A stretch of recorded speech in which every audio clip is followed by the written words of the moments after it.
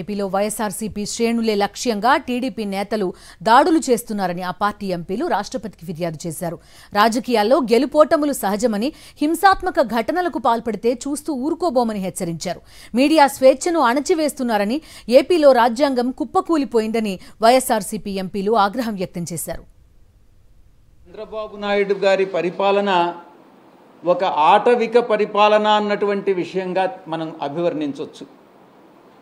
మీకు వీడియో రూపంలో కూడా తెలుగుదేశం పార్టీ నాయకులు కార్యకర్తలు మా కార్యకర్తలపైన చేస్తున్నటువంటి నాయకులపైన చేస్తున్నటువంటి దాడుల్ని మీకు చూపించడం జరుగుతుంది. చట్టం లేదు, స్వేచ్ఛ లేదు, న్యాయం లేదు, అన్యాయమే రాజ్యమేలుతుంది.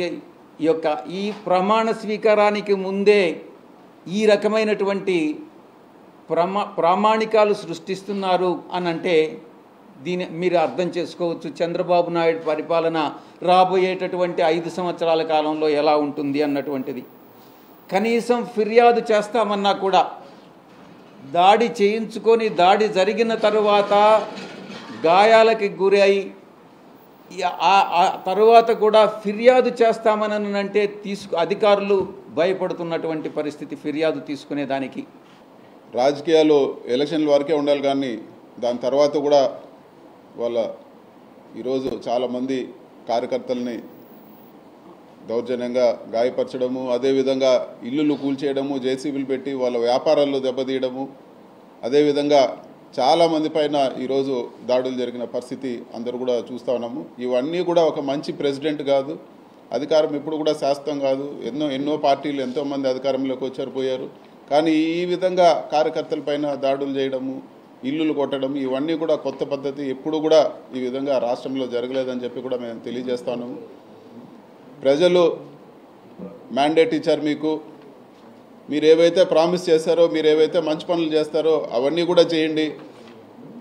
ఒక విషయం గుర్తుపెట్టుకోండి, 40% పబ్లిక్ ఈరోజు ఓటమి చెందినా కూడా వైఎస్ఆర్సీపీకి ఓటేశారు.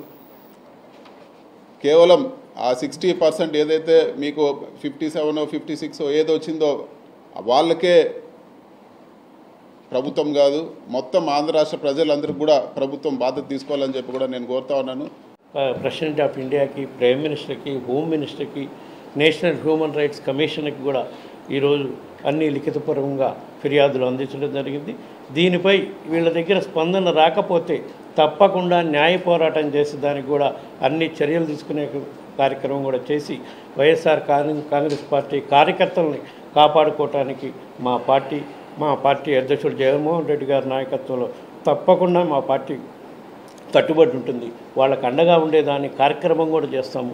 రాబోయే రోజుల్లో ఎక్కడెక్కడైతే వైఎస్ఆర్ కాంగ్రెస్ పార్టీ నాయకులు కార్యకర్తలపై దాడులు జరిగినాయో వాళ్ళందరినీ కూడా మా నాయకత్వం తరఫున పరామర్శించి వాళ్ళకి అండగా ఉండేదానికి భరోసా ఇచ్చే కార్యక్రమం కూడా చేస్తామని ఈ సందర్భంగా తెలియజేసుకుంటూ